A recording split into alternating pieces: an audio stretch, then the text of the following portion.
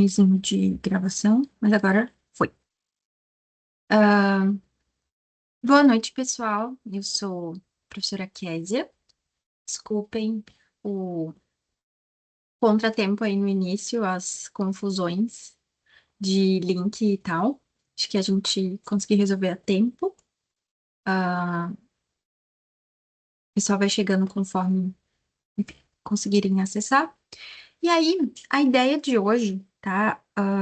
É que a gente tem uma primeira aula e eu também apresente a proposta da disciplina para vocês. Falando algumas coisinhas sobre mim, né? Não sei, além do Guilherme Seu, tem mais algum ex-aluno aqui. Eu sou psicóloga, atendo na clínica como terapeuta cognitivo-comportamental, né? Pela terapia cognitivo-comportamental. Trabalho também com bastante avaliação psicológica, tenho alguns pacientes que realizam psicodiagnóstico e sou professora da disciplina de psicodiagnóstico. Finalizei meu doutorado recentemente, então sou recém-doutora em psicologia. E vamos aprender juntos alguns temas contemporâneos, da nossa área. Um aviso importante que eu soube também, assim que fui, chamada para dar essa disciplina, é que anteriormente a disciplina de tópicos contemporâneos 1 tratava de temas relativos à psicologia organizacional. Inclusive, o nome dela tem alguma coisa a ver com gestão e organizacional. A professora André, que é a coordenadora aqui da unidade que eu sou professora, que é a FTEC Zona Norte, ela trouxe para mim que essa disciplina vai mudar um pouco as características dela. Então, ao invés da gente tratar de temas mais relativos à psicologia organizacional, a gente vai tratar de outros temas contemporâneos, né? A disciplina de tópicos 2 tem já alguns outros temas que não estão tão contemplados assim no programa do curso, como neuropsicologia, psicologia escolar, alguns outros temas assim bem importantes. E a ideia é que tópicos 1 traga outros temas importantes. E vou trazer um pouquinho da ideia para vocês ao longo do nosso encontro de hoje. Então, a disciplina vai ser todas as quartas-feiras e acabamos de pensar juntos aqui. A partir das 7h30, eu vou colocar essas informações ali no Moodle, assim que o Moodle estiver ok. E a gente vai começar às 7h30 e vai até umas 9 horas, né? Sem intervalos, a não ser que a coisa esteja bastante cansativa, e aí a gente dá uma pausa ali de 5, 10 minutos. Ah, Se eu precisar beber uma aguinha, eu bebo bastante água durante a aula, porque minha garganta seca bastante. Mas a ideia é que a gente se sinta confortável aqui para aprender o máximo possível, tá bem? O que que eu pensei para essa disciplina, já que a gente precisa falar de tópicos contemporâneos? A psicologia ela está se atualizando sempre. É uma área já que tem seus, sei lá, 100, 200 anos quase. E muita coisa muda, né? É importante que a gente, como psicólogo, esteja sempre se atualizando também. Não necessariamente se exigindo estar sempre por dentro das últimas tendências e das últimas pesquisas e últimos dados sobre alguma coisa, mas que a gente esteja atento ao que está acontecendo no mundo e como que a psicologia se posiciona, ou como que a psicologia pode compreender certo fenômeno. E aí eu trouxe para vocês, que foi daqui que eu tirei a ideia da disciplina, e também uma dica para vocês. Existe a Associação Americana de Psicologia, que é a APA, ou APA, e todos os anos ela lança tendências para aquele ano. Eu peguei aqui alguns temas relacionados a 2026 e 2025 e montei um pouco do que eu pensei para a disciplina. E a gente vê que nos últimos anos, a interação do ser humano com a tecnologia é algo que a gente, como psicólogo, precisa entender. Mas não entender no sentido de, é problemático, é patológico. Entender que esse é um fenômeno novo, que a gente vai ver, por exemplo, nos nossos consultórios, para quem for para psicologia clínica, ou vai ver nos pacientes, nas pessoas que a gente vai estar atendendo, em quaisquer lugares, porque não tem como viver sem internet. E simplesmente a gente chegou num ponto em que não dá mais. E dentro dessa coisa de interação com tecnologias e internet, existe a inteligência artificial, que está todo mundo falando, porque é algo extremamente novo, e a gente precisa entender como é que a psicologia também interage com esse grande tema. Então, a dica para vocês também, para explicar um pouquinho de onde eu tirei as minhas ideias, foi do site da APA. Ele é todo em inglês, mas no Google Chrome tem uma opçãozinha de você traduzir a página. Então, eu recomendo que vocês depois olhem o site da APA, procurem as tendências ou os temas que eles visualizavam para anos anteriores. Então, ah, acho que essas tendências, se eu não me engano, elas acontecem desde 2015, mais ou menos, 2016, posso estar enganada, mas tem muitos anos atrás, né? A gente está em 2026, tem pelo menos 10 anos que a APA lança esse boletim, de certa forma, ou essas previsões, né? E aí, o que que a gente tem aqui para 2026? 9 temas para a gente ficar de olho, e principalmente em relação à inteligência artificial como companhia, ou seja, isso que a gente tem visto ao nosso redor de as pessoas terem o ChatGPT como terapeuta, né? Até, por exemplo, como que a psicologia se posiciona, compreende tudo aquilo que advém desse momento geográfico, digamos assim, da nossa história, que é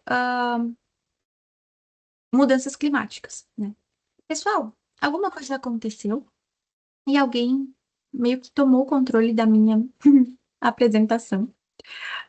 Talvez de uma forma sem querer. Eu vou tentar tomar o controle de novo, tá? Mas vi que o chat tava ali, algumas pessoas falando. Quando eu tô apresentando, eu não consigo ver o chat. Então, eu vi que alguém perguntou sobre o grupo da turma, né? Não sei o que mais que teve ali, porque não aparece pra mim mais. Alguém quer me informar o que rolou no chat? Pra mim não tá aparecendo no chat. Pois então. Eu Mas eu também vi não. que tinha. Pra mim também não aparece nada aqui. Hum, mas eu vi que tinha algumas mensagens ali, eu acho que sobre grupo da turma. Ahn, Michele tava falando. Bom, a Michele tá por aí? Quer levantar a mão e perguntar alguma coisa? Se sim, esse é o momento. Não. Em princípio, não tô vendo Michelle aqui na lista. Pois é, né? Eu não sei de onde tá vindo isso, então, mas tá aparecendo pra mim. Mistérios da tecnologia, que a gente vai falar bastante na nossa É disciplina. um dos 9 temas. Basicamente isso. Então, a nossa aula de hoje, sem mais delongas, né? Eu escolhi como tema o impacto do uso excessivo da internet, né? Focando em redes sociais, comparação social e ansiedade. Na minha tese de doutorado, só trazendo um pouquinho também da minha experiência para vocês, eu avaliei a fadiga de videoconferência em psicólogos. Porque a gente sabe que desde a pandemia, na verdade, com a pandemia, os psicólogos tiveram que, de forma muito abrupta, muito repentina e sem treinamento, sem muito conhecimento, sair do atendimento presencial para o atendimento online, por conta das regras, né? A gente tinha que manter o distanciamento e tudo mais. Então a gente meio que foi jogado nisso sem saber muito, e a gente está vendo os efeitos agora. Um dos efeitos é essa fadiga de videoconferência, é esse cansaço emocional, um cansaço social, um cansaço motivacional de estar aqui na tela, né? Nós, seres humanos, não fomos feitos para interagir com um objeto inanimado, que é o computador, né? A gente foi feito para interagir com seres humanos, que têm um rosto, que têm um olhar, que têm expressões faciais. Então, isso sim causa uma fadiga que precisa ser compreendida, porque é uma fadiga diferente de todo dia ir para o trabalho, pegar o ônibus, estar no trânsito. E juntamente com isso, com essa fadiga, eu avaliei o uso problemático da internet em psicólogos. Eu perguntei para eles, né, algumas coisas sobre como que eles lidam com a internet, com redes sociais. E na minha tese, eu vi que o que causa mais problema não é tanto a fadiga de videoconferência, não é tanto ficar aqui na tela atendendo, tendo reuniões, aulas, supervisão. É o que a gente faz com essa tela aqui, por incrível que pareça. Não essa tela grande, né, de estar aqui ouvindo a aula, de estar vendo um vídeo. E o uso excessivo da internet, pessoal, é um fenômeno que acontece e que, assim como outros, digamos assim, vícios, né, outras compulsões, é algo que até então parece ok. Sabe aquele papo de alguém que tem um problema com alguma substância e fala, ah, não, mas eu consigo controlar isso aqui. Não, mas eu uso muito a internet, eu fico horas e horas no Instagram, no TikTok, no celular, mas não é um grande problema. Quando eu quiser, eu paro. Sabe aquela história? A gente está começando a ver que esse uso compulsivo das redes sociais é bem semelhante, né? Os mecanismos psicológicos, neurobiológicos, eles são bem semelhantes aos mesmos mecanismos de abuso e dependência de substâncias. E a gente vê isso no consultório. Mas muitas vezes a gente não endereça isso, né? A gente não percebe, não pega isso na fala do paciente, porque ainda existe uma ideia de que não é um grave problema, né? Quando a gente faz entrevistas iniciais, uma anamnese, quando a gente tem o primeiro contato com o paciente, muito dificilmente ele vai falar que, poxa, eu tenho problema em usar o celular, eu uso muito o celular, eu fico, sei lá, 12 horas do meu dia no celular, no Instagram, no TikTok. Dificilmente os pacientes vão falar sobre isso, porque é novo para todo mundo. Né? É diferente do álcool, por exemplo, que antes de todo mundo nascer aqui, isso já era um problema. A internet não. Então, eu trouxe esse tema para a gente pensar hoje, não soando um alarme, né? E agora todo mundo para de usar o celular, porque isso também é impossível. Mas para a gente, nessa disciplina, né, de tópicos contemporâneos, a gente entender que isso é uma tendência daqui para frente, que isso causa, sim, problemas e prejuízos na saúde mental. E a ideia é que a gente entenda um pouquinho desse fenômeno e o que fazer quando isso aparecer na nossa frente. Alguma dúvida até aqui? Alguma coisa? Ok. Ahn, eu realmente não consigo ver o chat, talvez Certo. porque. Oi, alguém falou? Hum, tá bem. Qualquer coisa, me interrompe. Acho que o chat não vai. A gente não tá conseguindo ver. Mas só me interromper, levantar a mão que eu paro a minha fala e dou oportunidade para vocês.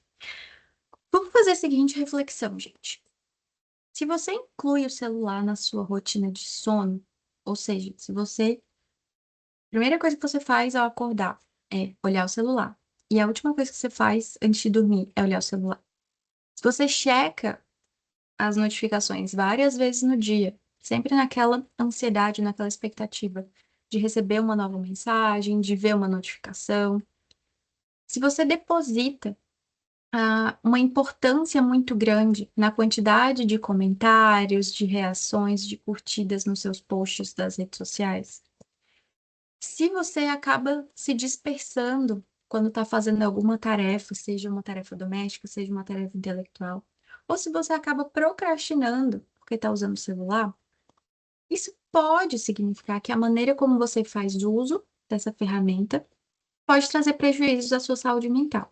Percebam que pode trazer prejuízos. Não é algo determinante, porque a gente tem diferenças individuais. Mas existe uma grande chance de, se o celular faz tudo isso aqui que está nesse slide na sua rotina, acho que está causando prejuízo. E aí, como que a gente aplica essas perguntinhas aqui na nossa prática, né? Já te dou a palavra, Guilherme. Como é que a gente aplica isso aqui na nossa prática? Muitas vezes os pacientes chegam com queixa de sono e a gente nem pergunta sobre o uso da tecnologia. Muitas vezes os pacientes chegam com queixa de procrastinação, de desorganização, de não conseguir colocar as tarefas em dia, e a gente nem pergunta sobre o uso do celular. Às vezes os pacientes chegam com uma queixa muito grande de uma autoestima baixa, e a gente não considera que o que acontece aqui dentro pode estar influenciando. Então, esse é o convite da aula de hoje, né? Para a gente pensar como que essa ferramenta pode estar trazendo prejuízos. Traz benefícios? Sim, a gente vai ver quais e por quê, né? Mas traz prejuízos também. Guilherme, pode falar. Já respondeu a dúvida. Qual era a dúvida? Era sobre a ligação da clínica com o tema e tu falou no meio. Tá bem. Então, a primeira coisa que eu queria trazer para vocês, assim, como teoria, digamos assim, é a gente falar um pouco sobre a conectividade digital. Existem benefícios, existem riscos. De novo, não é uma coisa de vamos abolir a tecnologia, a internet, o celular, porque traz sim benefícios, mas traz riscos. Então, falando desse uso mais ativo, o que é um uso ativo da nossa conectividade digital? É postar um conteúdo próprio, né? Postar suas próprias coisas, é comentar, enviar mensagens, é realmente estar ativo usando isso como uma rede social. Eu me conecto com pessoas, eu converso com os meus amigos, eu mando vídeo de gatinho para quem eu gosto, eu vejo um meme e marco um amigo ou uma amiga. Isso é um uso ativo, né? Eu estou usando essa ferramenta para o que ela foi criada inicialmente, que é rede social, é me conectar com as pessoas. Tudo certo quanto a isso, super bom. Mas aí, somado a isso, né, ou em paralelo, existe um uso passivo, que em inglês é esse lurking, ou essa coisa de ficar rolando o feed, né? Tem várias palavras para isso. Que é ficar de forma passiva, meio no automático, meio zumbi, vendo, vendo, vendo, vendo, sem necessariamente interagir com nada, sem necessariamente ver, lembrar de alguém e mandar para um amigo, para uma amiga, para qualquer pessoa. Sem parar para ler o que está acontecendo, sem parar para ver exatamente o que está acontecendo. E aí, alguns estudos indicam que esse uso passivo está fortemente ligado a sentimentos de solidão e insatisfação. Então, de novo, o paciente chega deprimido, insatisfeito com a vida, se sentindo muito sozinho. E, óbvio, a gente vai começar a investigar por fatores mais profundos, né? Então, família, relacionamento. Mas o que eu quero trazer e fixar na aula de hoje é: lembrem da relação com isso aqui, porque isso aqui tomou o tempo das pessoas, né? A gente está muito mais próximo disso do que de muitas pessoas importantes para a gente. Então, falando desse contato face a face versus a conexão virtual. Conexão face a face, gente, é uma necessidade humana básica, é um direito humano e uma necessidade mesmo. Tem muitos estudos, né, que colocam isso pra gente, que o fato de você estar perto de uma pessoa, conversar com uma pessoa, já diminui muito os sintomas de ansiedade, muitos sintomas de depressão, muitos sintomas de isolamento, né? Então, esse contato físico, presencial, ele não pode ser substituído 100%, porque ele é inerente à nossa espécie, e nós somos animais. A gente tem aí algumas necessidades. Eu tenho um cachorrinho. A necessidade da Ravena é caminhar pelo menos 20 a 40 minutos. Senão ela fica extremamente estressada, destrói as minhas coisas, adoece. É uma necessidade da espécie dela, gastar energia. É uma necessidade da nossa espécie ter contato físico e presencial, ter esse olho no olho. Nada reduz o estresse ou melhora o humor de forma tão eficaz quanto o contato visual direto com alguém que se importa com você. Nossa, Kézia, mas e o atendimento online? Eu tô aqui, poxa, eu me sinto super bem depois da terapia online. Sim, é verdade. E aqui a gente está falando da eficácia da terapia online. Mas se a gente está falando sobre relações, é muito difícil que você tenha uma terapia online e todas as outras relações que você tem sejam online. A gente vai começar a se questionar se a terapia vai estar realmente fazendo efeito. Porque uma coisa é você ter um contato num tempo determinado com uma pessoa específica. Outra coisa é você ter todas as suas relações mediadas por uma tela. Então, contato físico é importante, é sinônimo de saúde mental. E só ter conexões virtuais pode gerar prejuízos, ok? A internet, né, também é um espaço de construção da identidade. E aqui a gente está falando de um benefício da internet ou um fato sobre ela. Para adolescentes e jovens, as redes sociais não são apenas uma forma de conversar e bater papo, mas sim um local de construção de identidade, isso vários estudos estão apontando. Construção de identidade inclui o quê?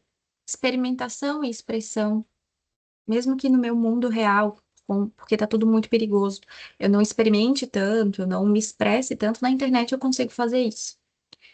É sinônimo de pertencimento e comunidade, então compartilhar coisas que eu gosto, compartilhar músicas, filmes, meu estilo, ter contato com pessoas que gostam da mesma coisa, criar uma comunidade, então isso envolve também criar comunidades em jogos, e eu sei que existem problemas e a gente precisa ver isso com cautela, mas criar comunidades, por exemplo, no Discord, conhecer pessoas, isso faz parte dessa construção de identidade. A internet também é um local de acesso à informação e referenciais. A gente não pode negar isso. É onde as pessoas procuram a ideia de que o certo era ir na biblioteca. Bom, isso morreu há muito tempo. Não tem como a gente exigir isso. O mundo não é mais esse, né? De você ir na biblioteca e ver na enciclopédia o que que significa, como que é uma baleia de Bartes. Não tem mais. Eu vou na internet. E também é um espaço de desenvolvimento de habilidades, habilidades sociais, habilidades intelectuais, habilidades motoras, porque não, se você está jogando, se você está interagindo, se você faz uma videoconferência, enfim. Ao mesmo tempo que é esse espaço de construção de identidade, é, por consequência, um espaço de busca por validação social.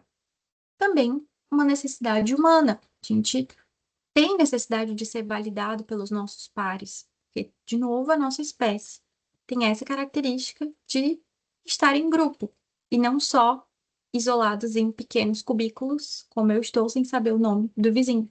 Não foi para isso que a nossa espécie evoluiu, mas é assim que a gente vive. Então a gente tem que entender essas mudanças, entender as nossas limitações e as nossas necessidades e pensar sobre. É isso que a psicologia faz.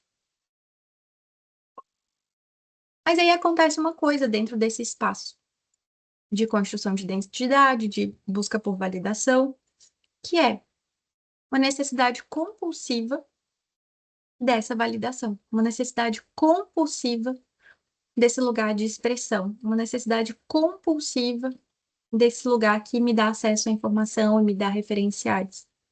Então percebe que não é isso ou aquilo. A mesma coisa tem múltiplas faces. A internet tem essas múltiplas faces. E a gente precisa considerar que quando a coisa começa a ficar muito compulsiva, isso vai levar a problemas. E aí, em relação à identidade, a gente tem essa ideia de uma identidade vitrine e uma identidade real.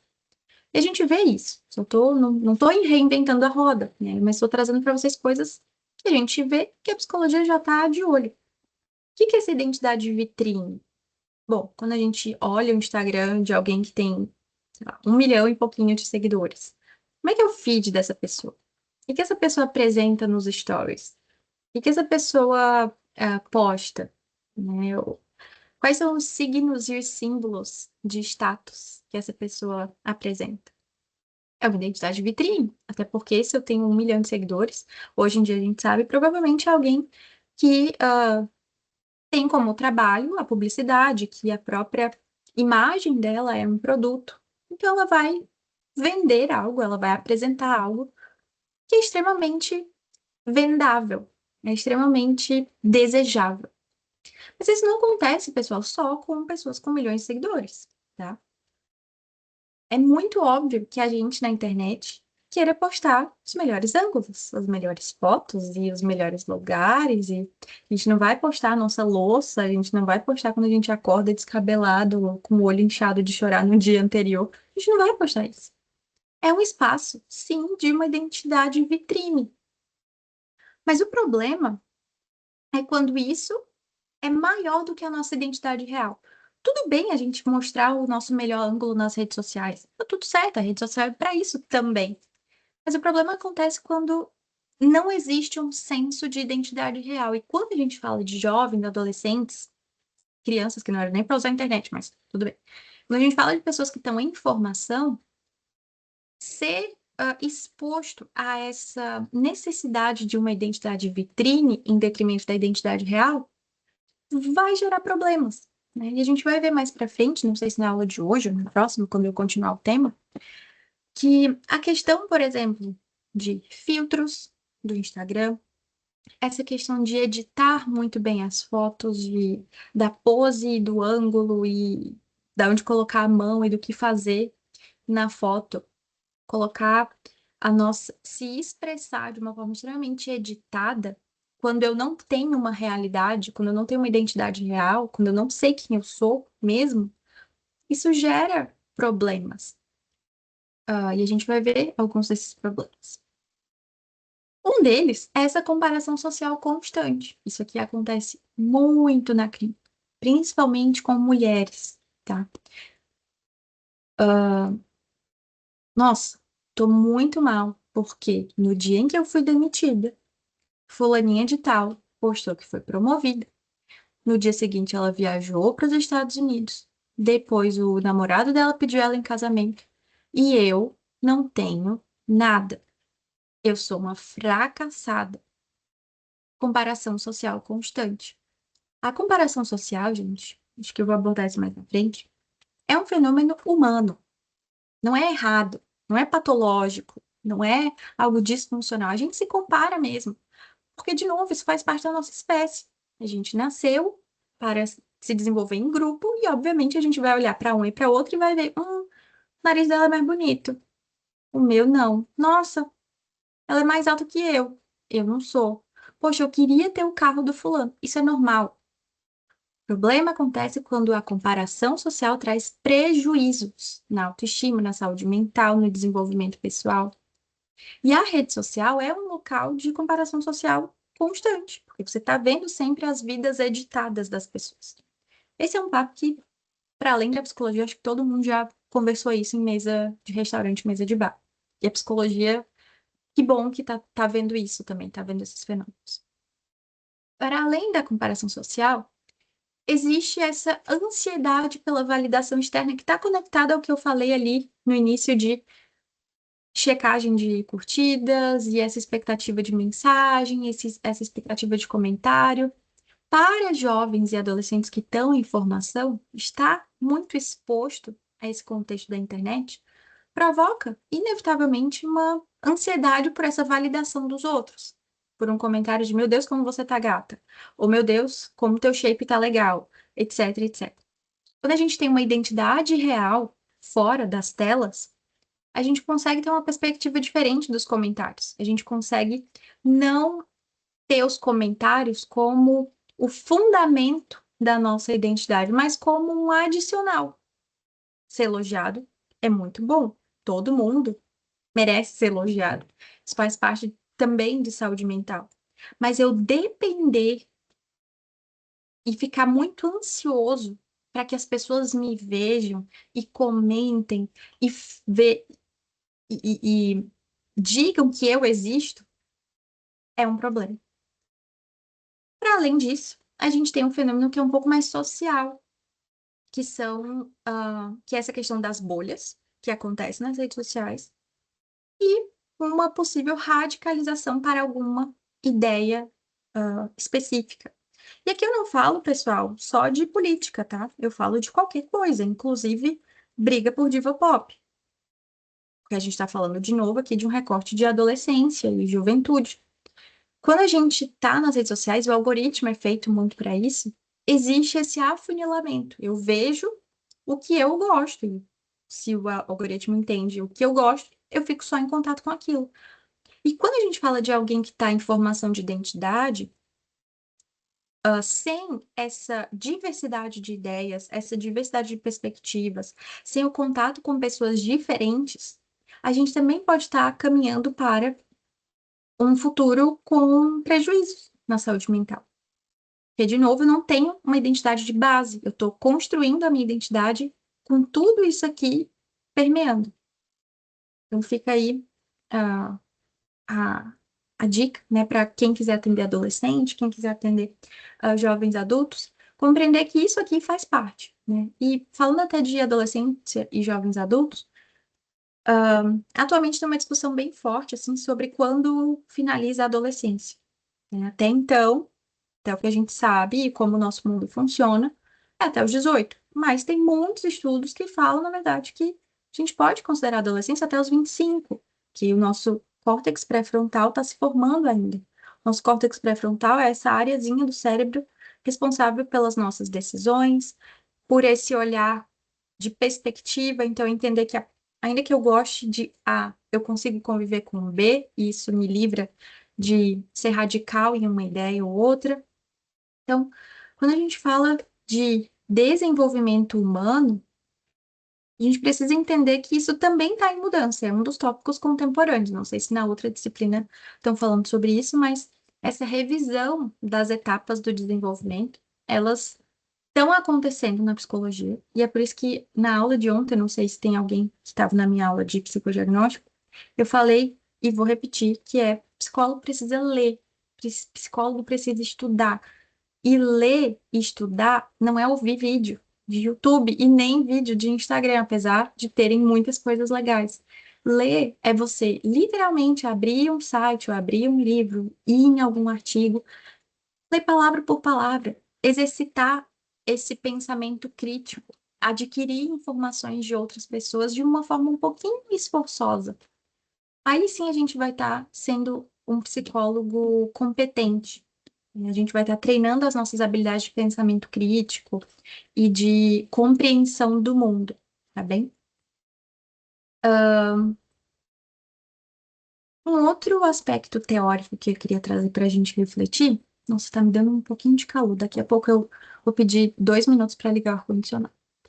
Um outro tópico teórico que eu queria refletir com vocês é sobre essa teoria do comportamento deslocado, que é algo que também está aparecendo na literatura sobre a nossa interação com a tecnologia. O que é essa teoria? Ela parte do princípio de que o tempo é um recurso finito, é um recurso que acaba. A gente não tem todo o tempo do mundo. Isso é uma falácia, até porque se a gente olhar a nossa agenda, a gente vê que tem certas coisas que não dão tempo. E aquele tempo que passou, eu não consigo recuperar, e essa é uma grande brisa filosófica que não é o caso da gente aqui hoje. Mas o tempo é um recurso finito. Então, se eu gasto tempo aqui, eu estou tirando esse tempo da onde? Tem 24 horas. Se eu gasto 12 no celular e as outras 12 eu estou dormindo, o tempo para outras coisas não existe.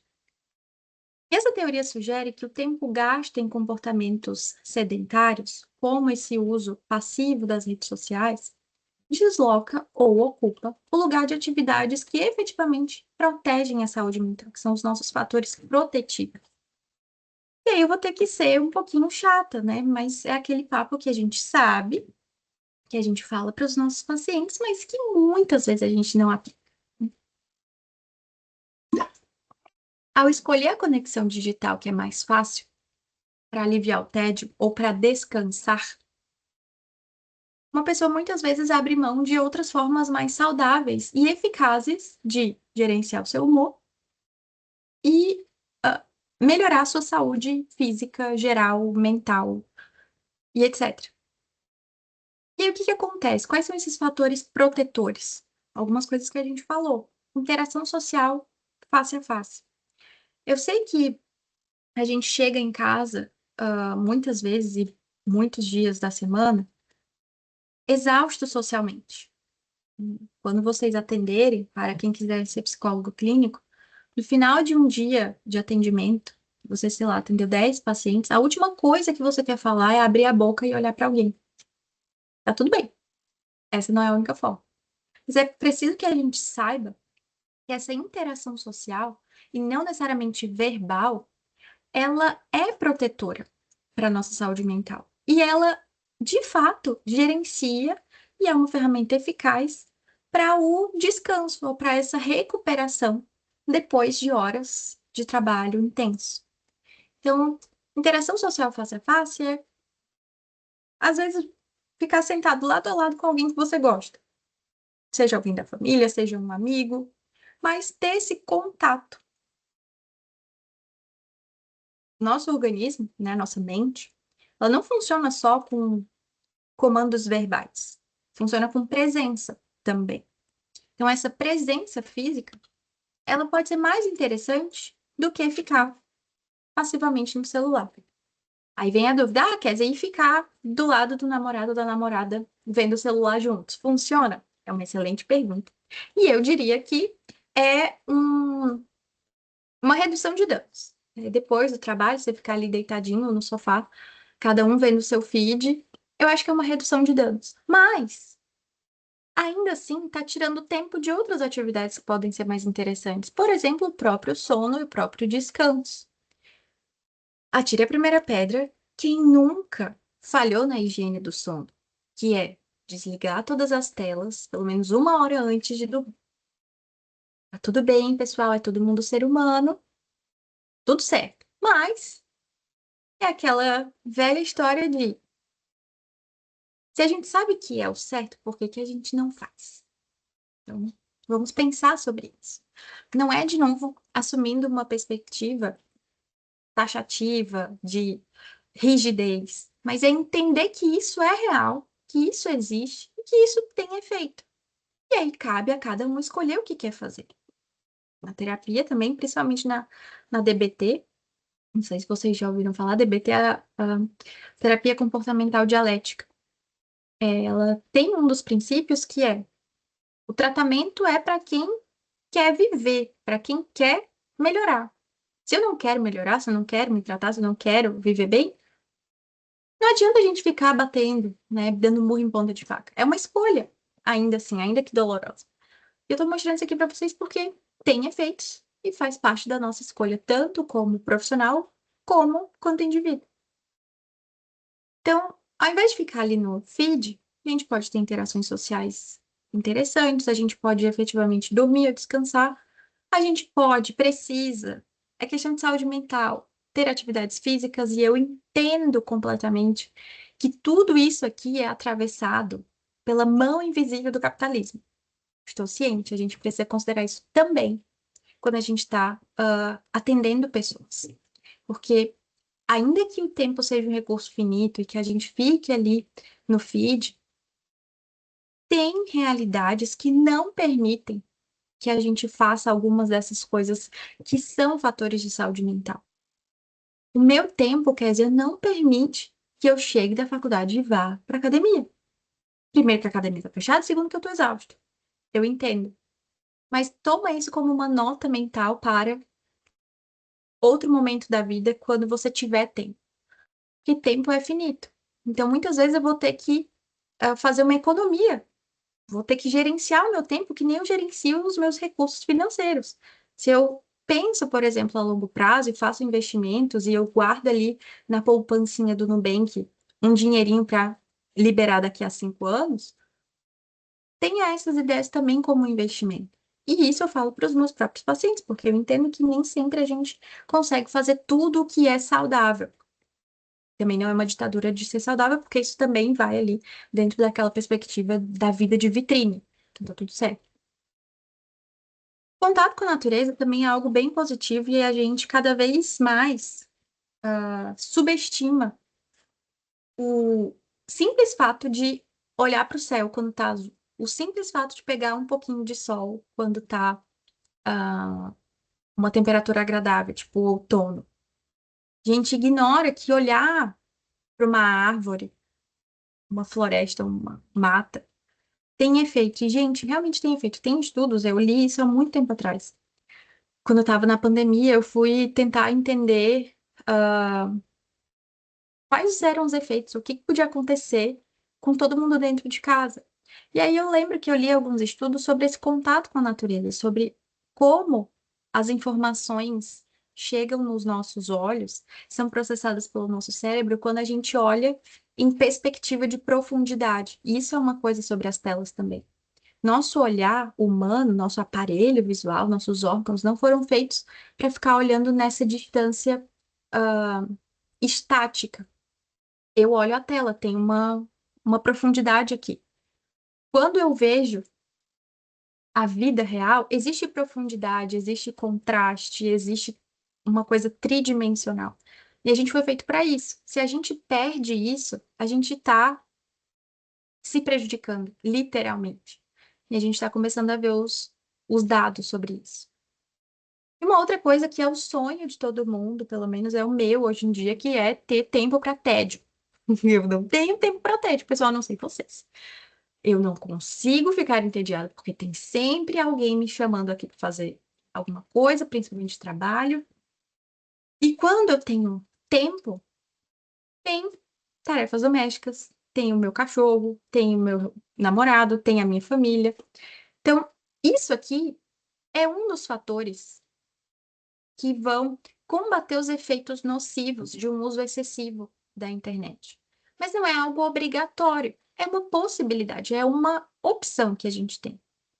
E o tempo ali que a gente fica na tela também rouba o tempo de atividades escolares e de hobbies que sejam estruturados, tipo uma pintura, tipo ah, montar alguma coisa. Algumas pessoas têm hobby de ficar montando e desmontando o equipamento eletrodoméstico. Atividades escolares, não necessariamente as obrigações escolares, mas ler um texto a mais, revisitar uma anotação, ler um livro que a professora ou o professor indicou. A gente precisa entender, e o que eu quero trazer com esse slide é: o nosso tempo é finito.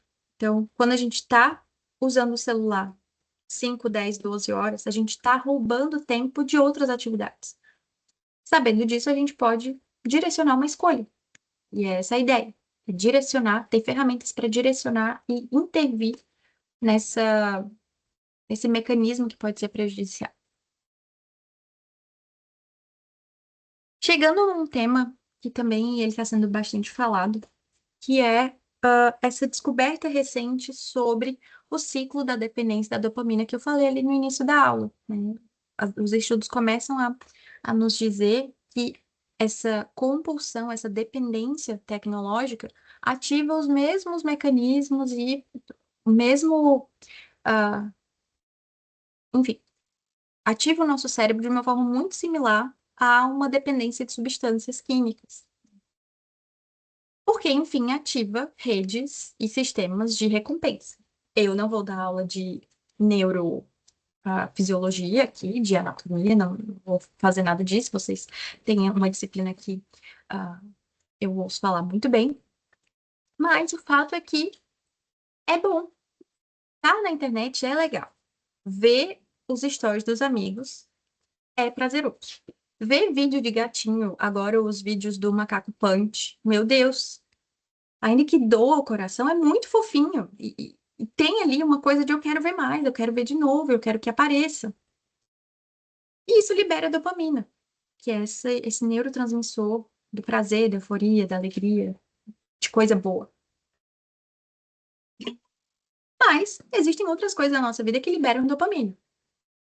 Por exemplo, o que eu falei aqui anteriormente: interação social, atividades físicas, contato com a natureza, tédio criativo, atividades escolares, hobbies estruturados. Mas o fato é que a internet e o celular é uma fonte muito fácil de dopamina, muito fácil. Porque tem muita coisa aqui. Eu e abrindo para a turma, porque eu falo isso sempre em todas as minhas aulas, eu sou uma pessoa que tem TDAH, ok? É possível que vocês tenham percebido, se vocês têm um olhar clínico bem acurado, porque eu não paro de me mexer. Então, pontuo bastante na dimensão hiperatividade motora. E eu sou muito, como uma pessoa com TDAH, sou muito caça-dopamina. Então, qualquer coisa legal que acontece, eu mergulho fundo, porque no meu cérebro, que é neurodivergente, tem essa deficiência de dopamina. Então, onde tem dopamina, eu tô aqui, ó. Eu quero, eu quero, eu quero. E na internet, isso é muito fácil.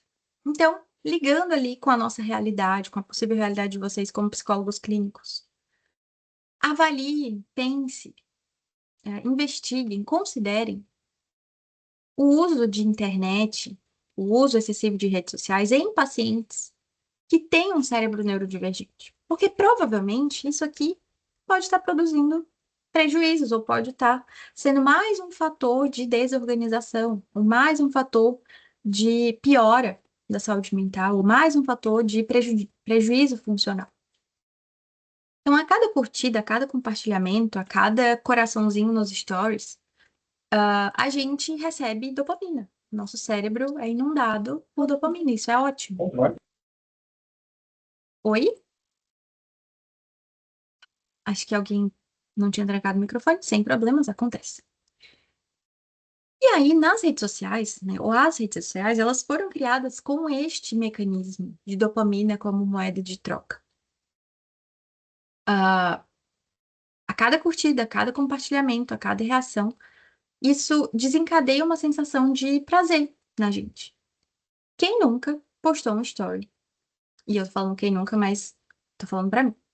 Postou um story e aí ficava vendo toda hora quem tinha visto e quem tinha dado coração. Eu sou essa pessoa. E eu acho que isso é normal, tá tudo certo. O problema é quando a gente se torna dependente desse mecanismo. Além dessa busca incessante por dopamina, a gente também fica num estado de alerta, esperando notificações. Então, a gente fica literalmente pensando toda hora no que a gente postou aqui. E aí, falando um pouquinho da minha pesquisa também, quando eu vi ali que o problema dos psicólogos da minha amostra era o uso excessivo, era o uso problemático da internet, eu vi que especificamente a dimensão da obsessão, que era pensar sobre o que eu postei, pensar na minha presença online, era a coisa mais prejudicial para os psicólogos. Não era tanto eu deixar de fazer as minhas tarefas porque eu estou no celular, porque eu estou vendo videozinho. Era, enquanto eu não estou na internet, eu estou pensando na internet. Enquanto eu não estou no Instagram, eu estou pensando na minha vida do Instagram. Enquanto eu estou com pessoas reais na minha frente, eu estou pensando nos seguidores ou nos directs que eu recebi.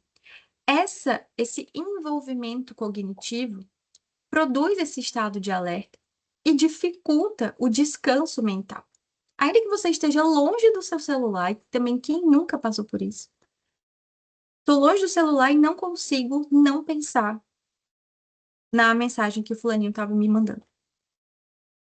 Isso é estado de alerta que a tecnologia produz. O cérebro nunca desliga totalmente dessa expectativa da interação. Isso acontece muito quando a gente está tendo DR por WhatsApp ou postou uma coisa de novo e está com muita expectativa. E fica toda hora pensando, eu tô aqui trabalhando, mas estou pensando em como é que eu vou responder o fulaninho. Eu tô aqui trabalhando, mas eu tô pensando se a fulaninha viu o meu story na academia. Esse envolvimento produz esse alerta permanente. E se a gente está sempre em alerta, se a gente está com nível de cortisol elevado sempre por conta desse alerta permanente, isso vai eventualmente levar a quadros de ansiedade e de depressão. Isso é fato. Além disso, a própria plataforma, né, tem esses ciclos de retroalimentação. Os algoritmos, eles personalizam muito o conteúdo, a gente já falou sobre isso, com base no que eu gosto. Então, além de eu ter muito disponível coisas que eu gosto, a própria plataforma fica mandando direto coisas que eu gosto. Mas ela não manda direto. Ela não manda um macaquinho punch um atrás do outro. Ela manda um macaquinho punch, depois ela mostra uma propaganda, depois ela mostra uma coisa aleatória que eu não tenho interesse, daí vem o macaquinho punch. E isso me pega em uma coisa chamada esquema de reforçamento intermitente. Quem teve aula de behaviorismo deve lembrar disso. Que é, eu não sei quando a recompensa vem, mas ela vem. E se eu não sei quando ela vem, eu vou ficar ali tentando ver o macaquinho punch de novo. E aí chega uma hora, literalmente, que dá meia-noite. E eu vi alguns macaquinhos, alguns vídeos do macaquinho punch. Mas eu perdi 3 horas nisso. E quando a gente fala de novo lá, de jovens, a gente tem o grande problema de, se eu estou exposto a isso desde uma idade muito nova, eu vou aprender que é isso que eu tenho que fazer. E esse ciclo de aprendizagem leva a uma compulsão. E falando um pouco do próprio algoritmo, né, e dessa questão do consumo compulsivo, existe o consumo compulsivo da informação, mas também leva, às vezes, a um padrão de consumo compulsivo de coisas. Porque, de novo, eu vou estar vendo lá vidas muito editáveis e instagramáveis, como a gente fala. E isso vai me levar a querer a mesma coisa, porque eu tenho como mecanismo, um dos mecanismos da minha mente é essa comparação social. E isso vai eventualmente reforçar inseguranças ou levar a estados de humor negativos, ansiedade, isolamento, tristeza, frustração. Existe um outro ciclo que é dessa auto-perpetuação negativa. O que é isso? Muitos usuários utilizam as redes sociais como um refúgio para aliviar a solidão, o tédio, a ansiedade social. Tá tudo certo. Quem nunca estava na bad ficou lá no Instagram. Ah, queria que alguém falasse comigo, tal. Tranquilo. Mas essa forma de depender dessas relações mediadas pela tecnologia para amenizar o meu sofrimento, na verdade, pode ter o efeito contrário que eu estou procurando. Porque eu começo a me sentir ansioso porque eu não tenho contato social. Daí eu recorro às redes para alívio imediato. Sendo que eu acabo não tendo um uso ativo das minhas redes sociais. Eu não vou e mando mensagem: oi, amiga, amigo, estou sentindo saudade, vamos fazer alguma coisa. Eu fico lá, rolando de forma passiva. Isso ativa os gatilhos de comparação social, que pioram o humor e aumentam a insatisfação. Quem nunca estava triste foi distrair nas redes sociais e saiu pior ainda. Isso acontece. A piora desses sintomas leva o indivíduo a buscar ainda mais as redes sociais depois, justamente por conta desse ciclo de retroalimentação, dessa questão do reforçamento intermitente. E aí eu fico mal, tento ver outros vídeos para aliviar o meu sentimento de desconforto, mas aí acaba perpetuando o ciclo porque não vai vir dali o meu conforto. Porque eu posso, de novo, ao invés de ficar nas redes sociais, fazer isso aqui que a gente viu. Interações sociais reais, face a face.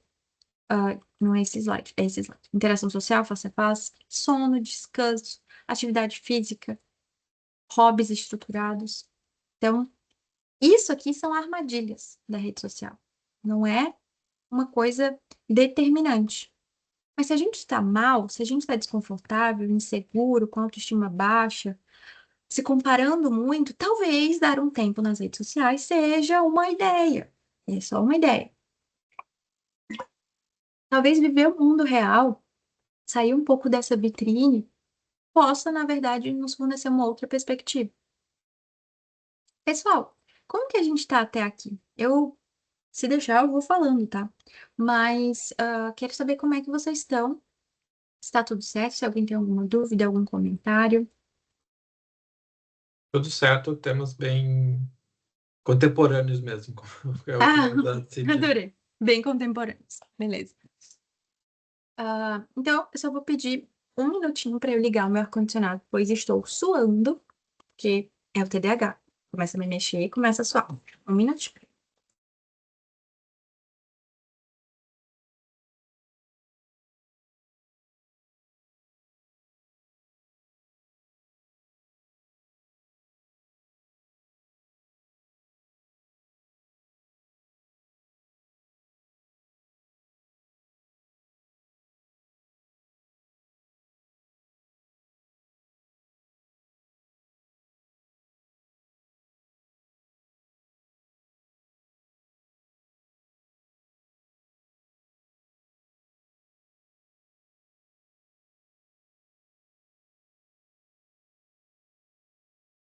aqui. Estado de alerta permanente. Deixa eu ver aqui. Conectado com esse estado de alerta permanente, eu não sei quantos de vocês já ouviram falar nesse fenômeno que é o FOMO, que é o Fear of Missing Out, que é esse medo de estar de fora, medo de perder, medo de não ser contemplado por alguma coisa, medo de não estar por dentro das tretas do Big Brother da última noite, esse medo de não entender o meme que está acontecendo. É o medo de perder experiências sociais importantes que começou a tomar forma, esse fenômeno, a partir das redes sociais, porque pelas redes sociais a gente sabe do que está acontecendo no outro lado do mundo muito rápido, com atualizações muito no tempo, né? Acontece uma coisa lá, a gente sabe aqui.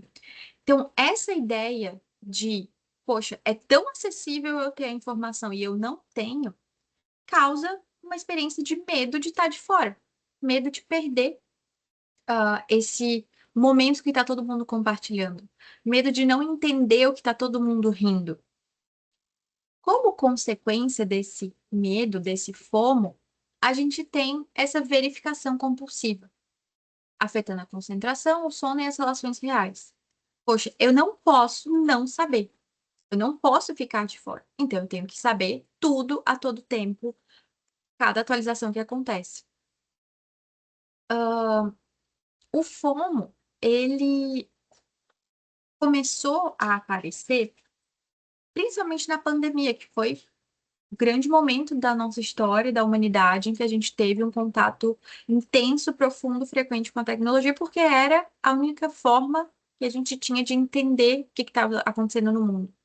E eu lembro que quando estava tendo ali algumas. Eu não lembro se foi na época em que as vacinas surgiram, e que estava tendo uma treta no, no país sobre aceitar ou não as vacinas, sobre que vacina era, sobre os estudos das vacinas.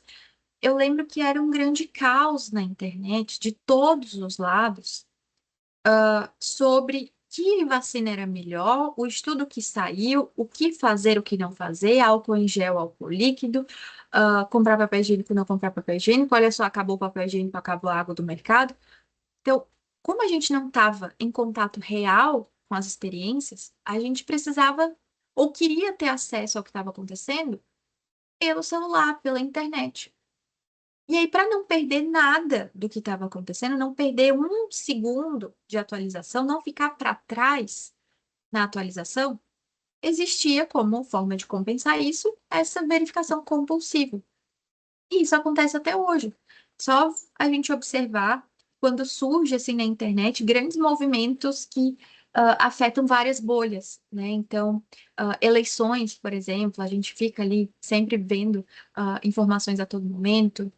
Não sei agora se vocês acompanharam, né? Porque isso também é uma questão de como eu interajo com a internet, mas essa questão do julgamento, não, da divulgação dos arquivos do caso Epstein, né? Que todo dia, toda semana surgia uma coisa diferente, surgia um nome diferente de uma pessoa. Então, para não ficar de fora, para eu ter ali a notícia em primeira mão, para eu não ler o jornal de ontem, digamos assim, eu ficava, eu fico, né, compulsivamente checando as notificações.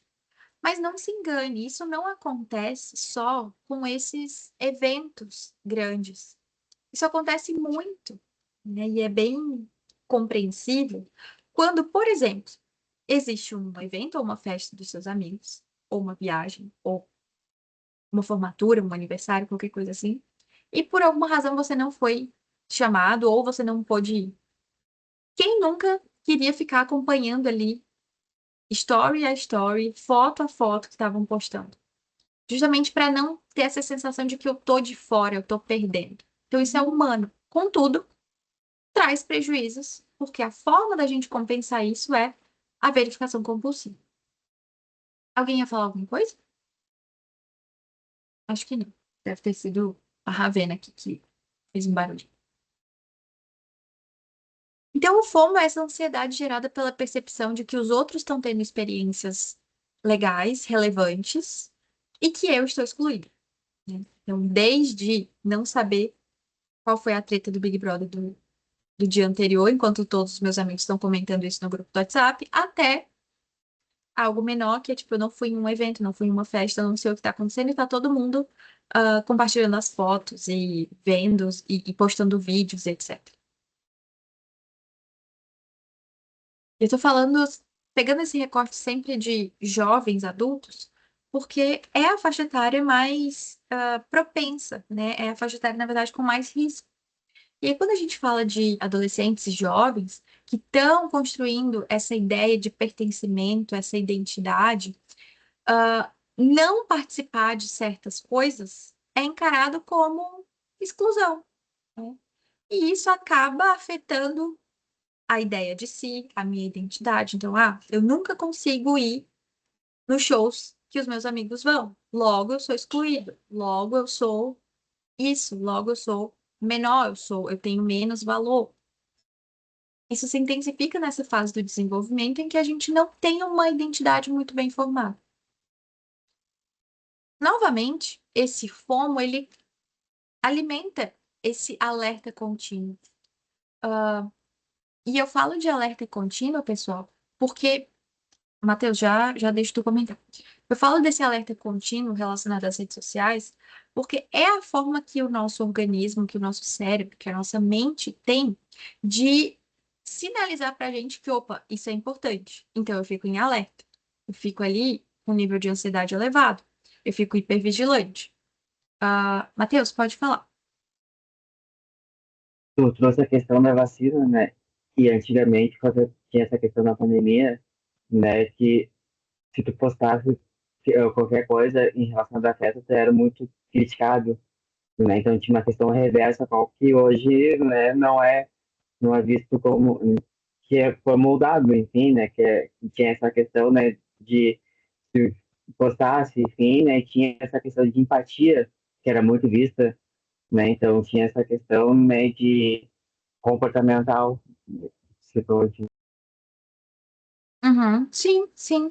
E quando tu fala em empatia, isso também faz parte daquelas habilidades lá que eu falei há uns slides atrás, que a internet, para jovens adultos, para adolescentes, é esse grande contexto para desenvolvimento, para formação de habilidades.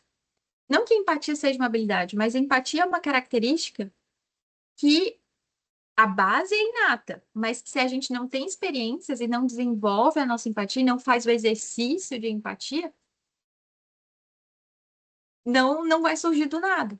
Então, dependendo daquilo que eu faço nas redes sociais, se eu tenho efetivamente essa perspectiva de me colocar no lugar do outro, se eu sempre estou tendo contato, e isso, tu falou isso de empatia, eu lembrei de um ponto interessante que é, existem dados recentes e alarmantes de que o contato com notícias graves e ruins não é que vai causar mais empatia na gente, na verdade, vai no sentido contrário de uma saúde mental. Isso produz prejuízos na nossa saúde mental, prejuízos no nosso humor e leva a níveis maiores de ansiedade.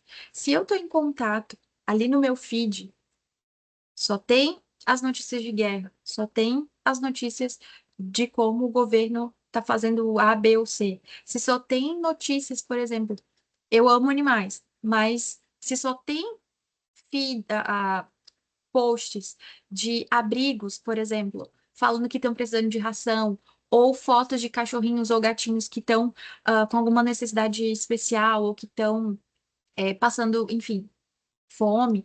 Se eu só tenho conteúdos negativos, se eu só sou exposto a conteúdos que me ativam demais a empatia, na verdade eu estou fazendo, eu não estou desenvolvendo a minha empatia.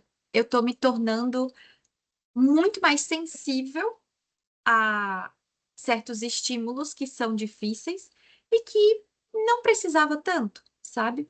Então, quando a gente fala de empatia nas redes sociais, Isso também é uma grande discussão, porque o que é ter empatia?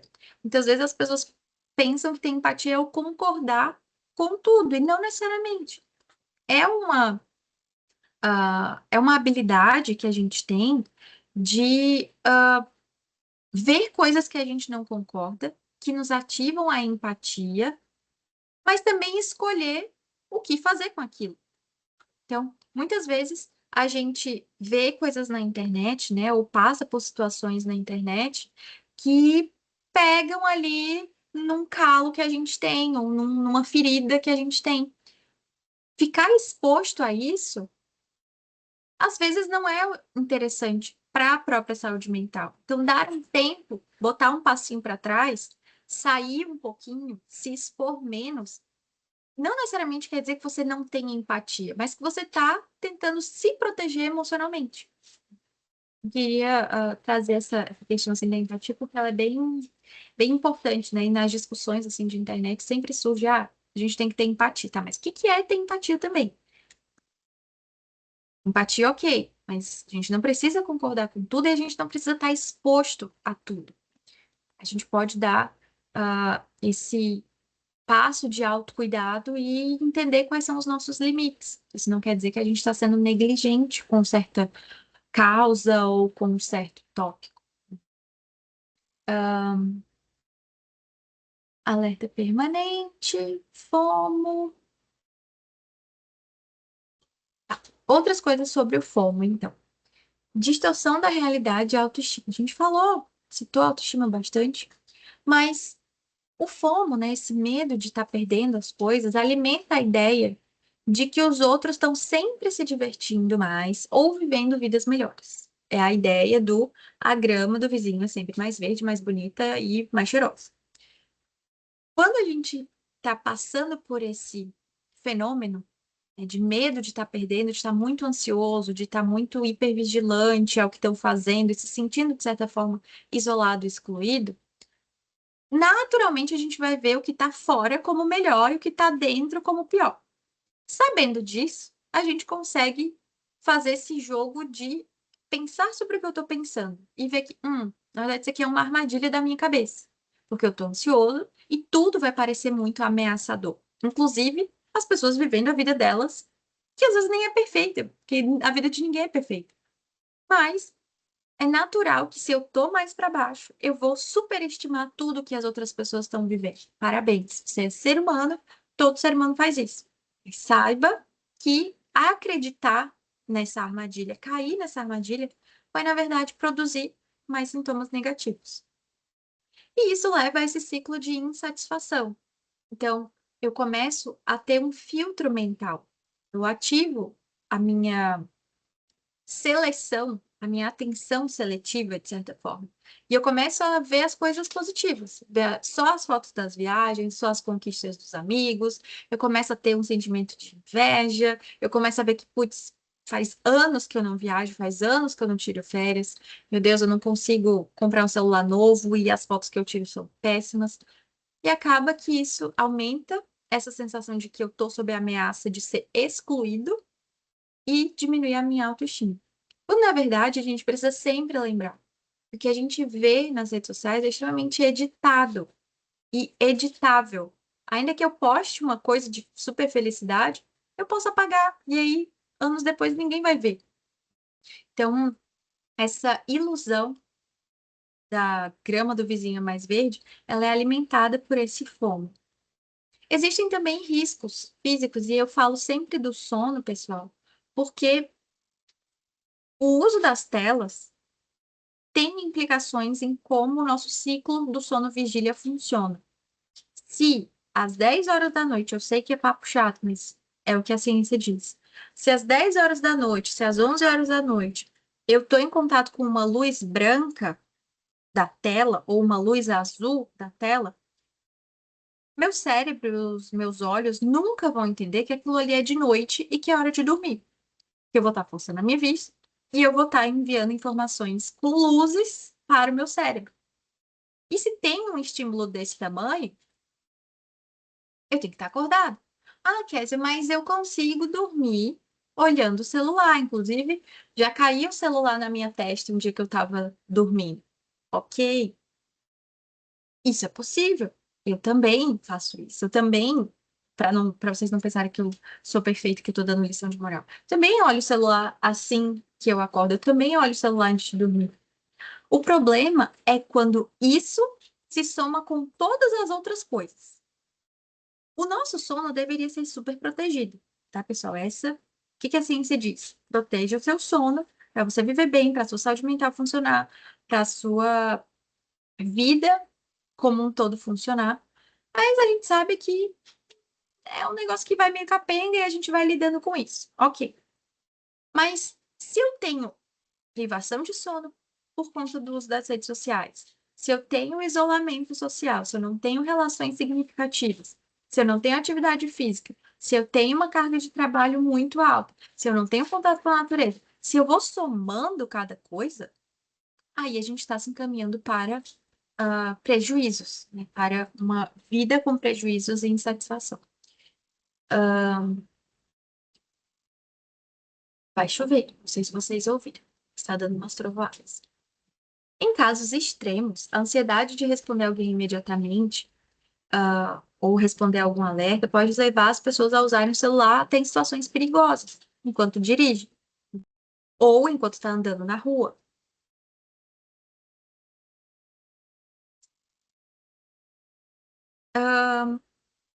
Esse conteúdo aqui. Ai, o que aconteceu? Ué, minha tela travou. Vocês estão me vendo ainda? Sim. Sim. Minha tela travou. Aqui do. Tá, acho que voltou. Para hoje, gente, eu ia finalizar aqui no FOMO, tá? Mas só para mostrar para vocês o que a gente iria ver na aula seguinte, né? Bom, a primeira aula, eu não queria exigir muito de vocês, mas só para a gente entender os próximos temas. Eu ia falar dessa ideia do escudo social, do celular como esse escudo social, como a gente se esconde por trás disso, como a gente precisa entender os problemas disso. Ia trazer alguns dados bem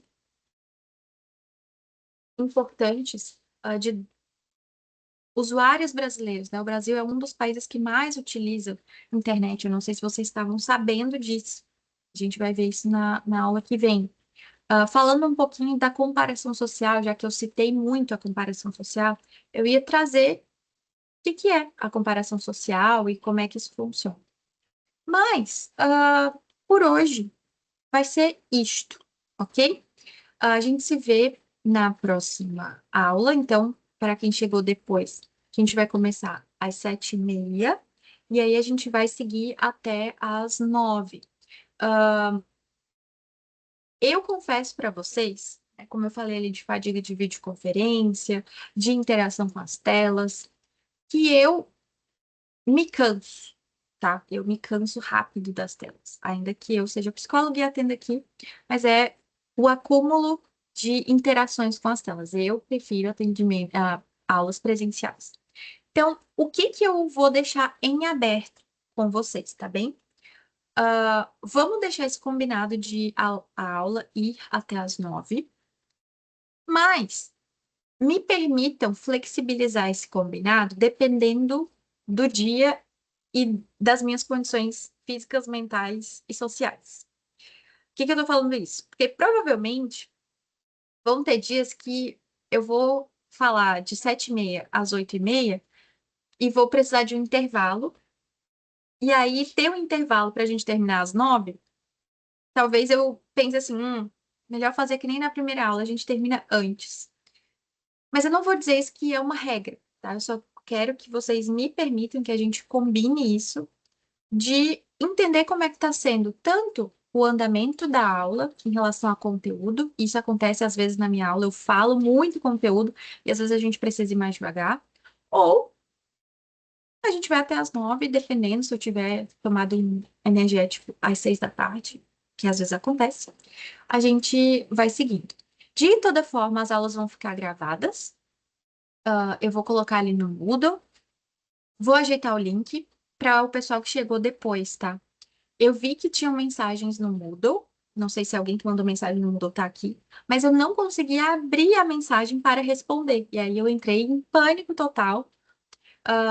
E por isso que a gente demorou ali no início para começar, e foi essa coisa meio perdida.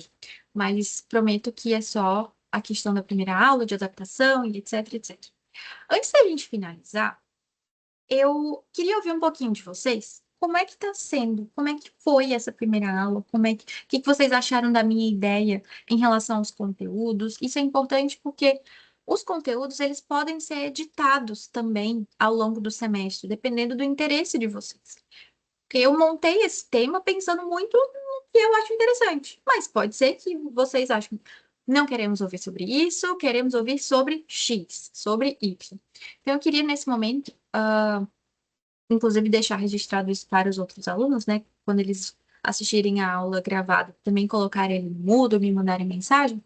O que vocês acharam da disciplina, do conteúdo? Não precisa ser todo mundo para falar, mas queria ouvir pelo menos umas 3, 4 pessoas para entender também, para a gente ter o mínimo de simulação de contato numa sala de aula.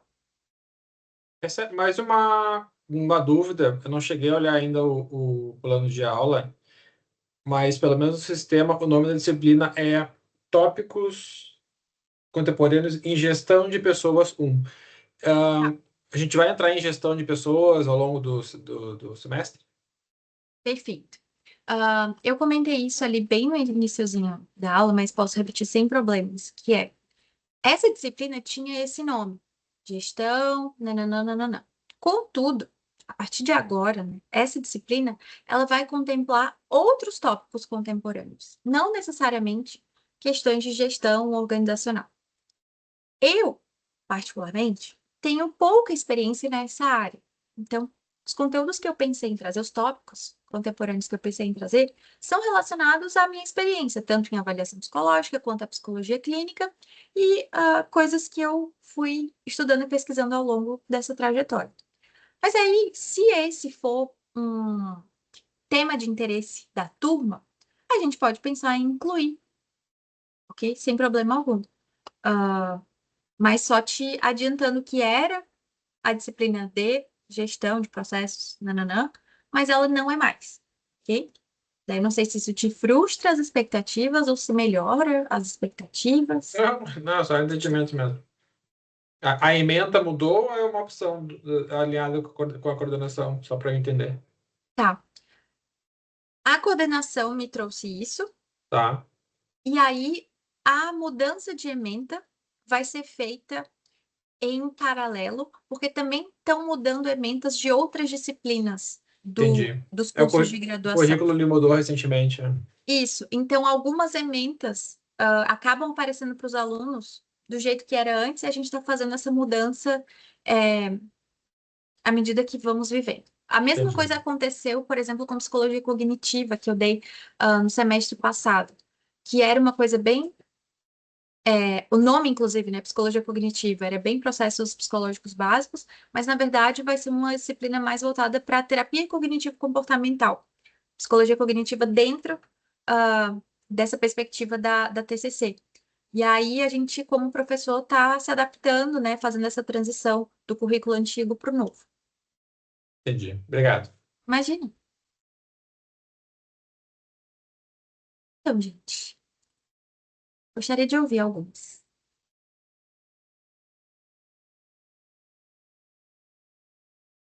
Então.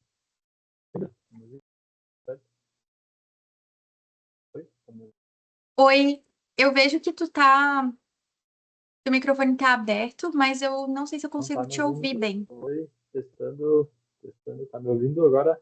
Tô ouvindo. Tá.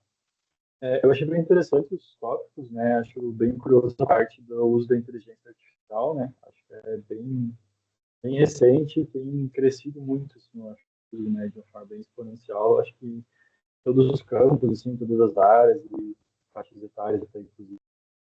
Então, achei bem interessante quanto a isso. E fiquei curioso com a tua tese de doutorado. Não sei se talvez tu gostaria de Ah, sim. compartilhar, para a gente dar uma olhada mais a fundo. Achei Uhum, bem interessante, assim. claro. Posso disponibilizar assim que eu tiver feito as correções da banca, que eu defendi na sexta-feira, eu acho, foi. Eu defendi na sexta-feira, e aí, Entendi. simplesmente, não quis mais saber de doutorado pelo fim de semana.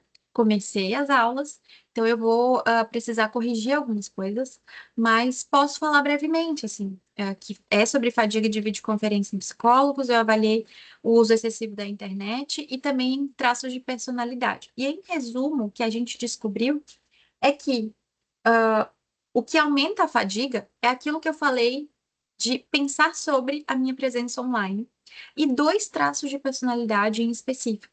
Quando os psicólogos que atendem online têm um alto nível de neuroticismo, ou seja, eles são bem sensíveis a estresse, bem sensíveis a imprevistos, e quando eles têm um alto traço de conscienciosidade, ou seja, eles são super competentes, executam muito bem as coisas, são super planejados e organizados, eles acabam tendo mais fadiga. Por quê? Porque no ambiente digital, eu ser muito sensível a imprevistos e querer fazer tudo muito bem, acaba me cansando mais. Porque se cai a internet, meu Deus, eu vou encarar isso como uma coisa muito grande. E eu vou me sentir muito mal, por exemplo, por ter que desmarcar um atendimento se faltou luz. Então, a gente vê que psicólogos têm esses dois traços, eles são mais sensíveis à fadiga. E se eles têm um uso problemático, essa fadiga aumenta ainda mais. Então, em resumo, minha tese foi isso, mas posso disponibilizar depois, quando ela estiver bonitinha, para vocês darem uma olhada. Tá bom, obrigado. Achei bem interessante, assim. Não sei se a gente vai ter grupo do WhatsApp na disciplina. Ou o que a Ah, gente faz então, depois. eu vou pensar sobre isso. Eu geralmente, dando aula na Zona Norte, não gosto muito de grupos, para diminuir o meu tempo de tela mesmo. Mas como tem alunos de outras unidades, eu acho que vai ser necessário para ter esse contato tipo hoje, né? Eu fiquei dependendo do Moodle e acabou que não consegui usar o Moodle. Então, vou pensar nessa possibilidade e aviso na aula que vem, tá bem? Show. Obrigado. Nada. Alguém mais, pessoal? Gostaria de compartilhar suas impressões, perspectivas e expectativas?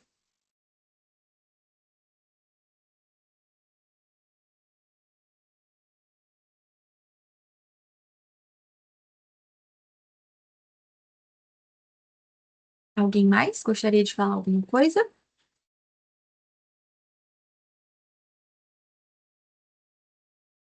Eu gostaria de ouvir. Não sei se alguém gostaria de falar.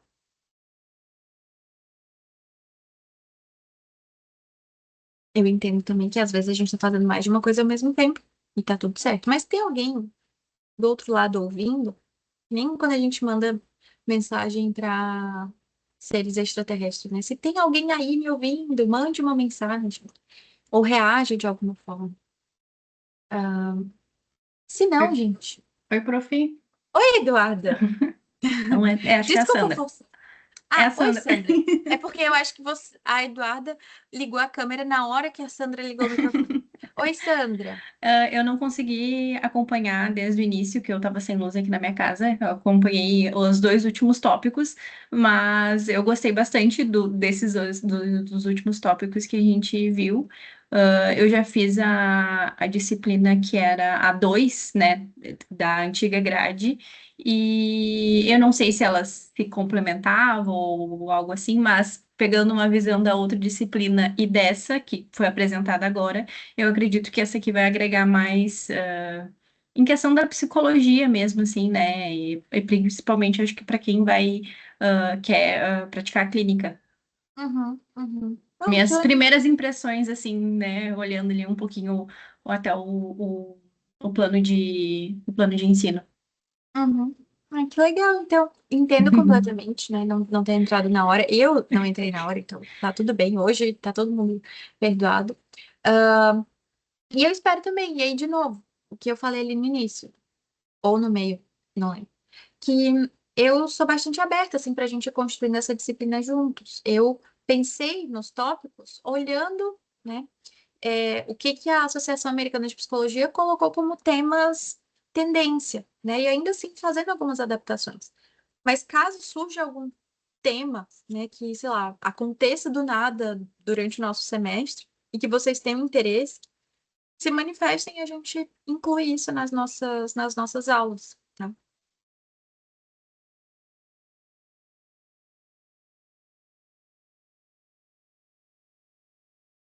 Coraçãozinho.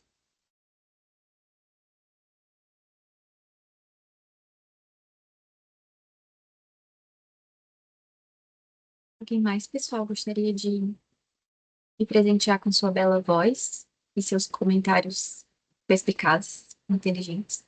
Pode digitar também, se quiser.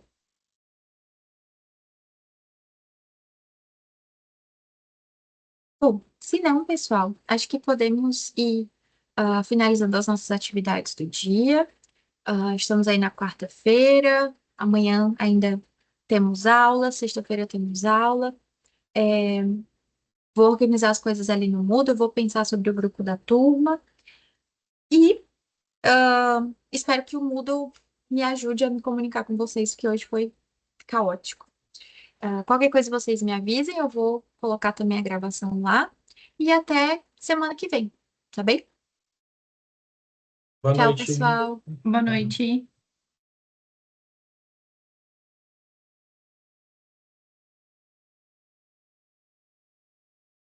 Prof, Oi? ainda deixa eu só te fazer uma perguntinha.